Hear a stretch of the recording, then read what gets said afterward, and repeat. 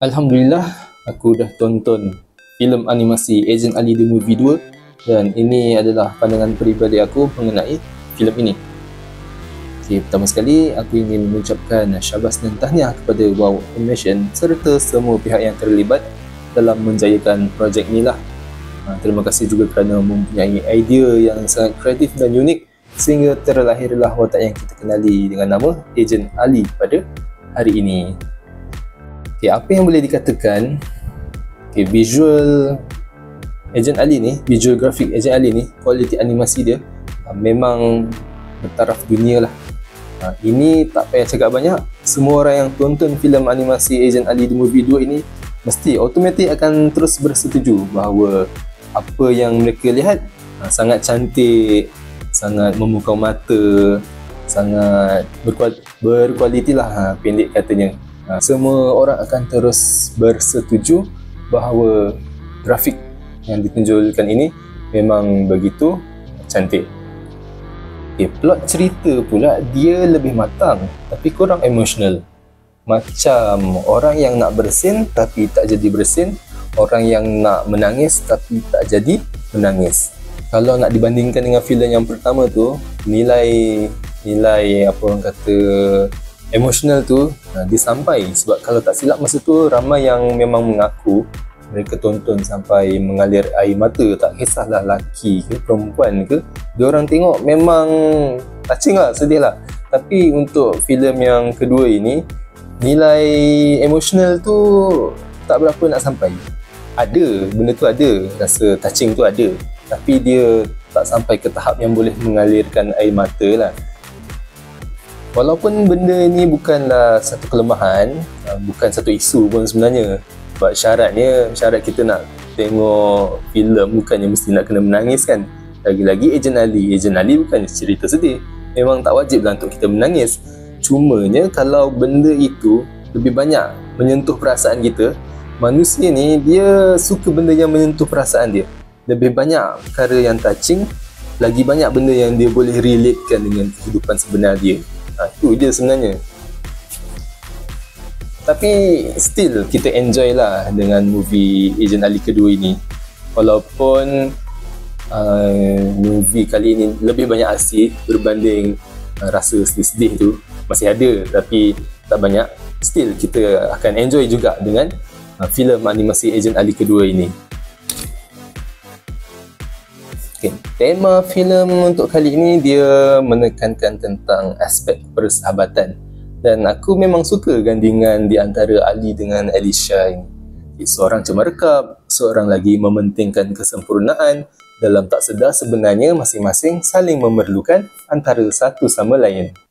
Aku suka bila pihak produksi ni ditekankan momen-momen indah di antara Ali dengan Alicia. Bukan setakat di dalam misi saja, di luar misi pun.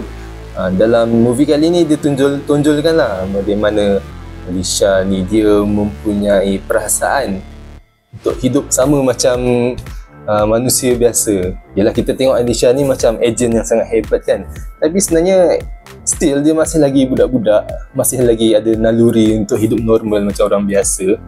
Dan bila ada berkaitan Alicia ni untuk bergaul dengan orang, berkawan dengan orang, aku sukalah sebab dia macam menonjolkan sisi kemanusiaan yang lebih sikit pada diri Alicia ni.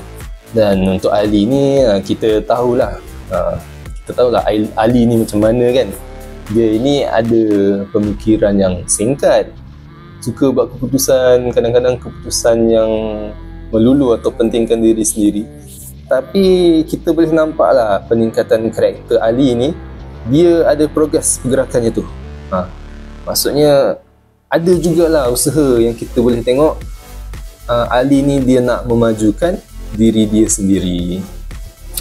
Untuk dialog dalam filem Agent Ali The Movie 2 ini aku suka, sebab gaya bahasa dia dekat dengan gaya pertuturan harian orang kita. Dia dekat dengan gaya bahasa orang kita. Maksudnya dia bukan guna bahasa baku yang terlalu skema. Dia tak ada bahasa rojak, bahasa bercampur-campur yang sampai merosakkan bahasa tu sendirilah. Dan yang paling penting, tak ada bahasa yang sangat kasar, sangat kotor atau bahasa yang sangat jelek lah. Pendek kata, tak ada carut-carut. Bahasa dia tu bahasa pertuturan biasa. Macam seorang kawan cakap dengan seorang kawan. Dan aku suka lah tu, sebab dia macam nak menonjolkan situasi sebenar ni ke dalam animasi tu lah, untuk membuatkan kita sebagai penonton ni rasa dekat dengan karakter tu. Dia tak payah gunakan bahasa healing-healing yang bombastik untuk menaikkan semangat semangat kawan. Maksudnya tak ada madah pujangga yang berbunga-bunga. Dia ayat yang dibagi tu simple aja. Ringkas saja, sebaris ayat yang sangat simple untuk memujuk pihak kawan tu supaya bangkit, berjuang, tak putus asa. Tak adanya ayat yang terlalu bombastik, terlalu bersastera. Memang aku suka lah yang tu. Okey, soal villain pula, villain penjahat. Sebenarnya aku rasa agak berbelah bahagi lah tentang soal villain ni. Sebabnya kemunculan villain ni, dia kurang memberikan impak wow pada aku. Okey, aku tak nafikan yang semasa Ali berlawan dengan villain ni, dia memang babak yang intens lah, babak yang sangat mendebarkan, yang sangat mengujakan. Tapi masih macam ada sesuatu yang kurang. Tak tahu aku nak cakap macam mana. Dia tak ada faktor yang boleh membuatkan kita rasa, oh ini villain yang sangat taklah macam mana. Aku villain tu maksudnya bos yang Ali lawan tu pada final fight tu memang kuat lah, tapi dia kurang membuatkan hati aku terikat untuk kagum pada villain tu. Mungkin berbeza pendapat lah dengan orang lain, tapi ini pendapat peribadi aku je. Cumanya kita dah boleh nampak yang seolah-olah mata ini dia ada sistem pertahanan yang sangat rapuh sehingga boleh ditembus oleh musuh berulang kali. Untuk siri akan datang atau filem akan datang, mungkin pihak produksi boleh cari idea lain lah. Mungkin idea jahat yang bukan melibatkan Godam. Walaupun Godam ini satu kebolehan yang sangat luar biasa, dia boleh hacking sistem. Tapi kalau selalu diulang-ulang, dia akan jadi idea yang sama lah, idea yang berulang lah. Takkanlah yang pertama hacking, yang kedua hacking, yang ketiga pun nak hacking lagi. Dia seolah-olah nak menunjukkan yang kalau benda tu masih berlaku, mata macam tak pernah ambil pengajaran, dan ataupun pihak musuh ni dia ada satu kelebihan hacking yang tak ada sebarang kelemahan langsung. Macam tu lah. Terlalu banyak idea hacking ni boleh dibaca dengan mudah lah oleh penonton. Sebabnya antara villain dengan pengasas mata ni, iaitu Datuk Osman, aku lebih menyirap dengan Datuk Osman sebenarnya. Aku lebih sakit hati tengok Datuk Osman berbanding dengan villain tu sebenarnya. Kalau korang yang dah tengok tu tahulah macam mana kan. Okay, last aku boleh rumuskan yang Agent Ali The Movie 2 Satria Bangkit memang sangat best, sangat memujakan, sangat menghiburkan. Okay, sekiranya korang masih belum tengok, silalah tengok. Bawa family korang, bawa isteri-isteri korang. Banyak pula isteri korang kan. Tak kisahlah, bawa isteri, bawa anak-anak korang.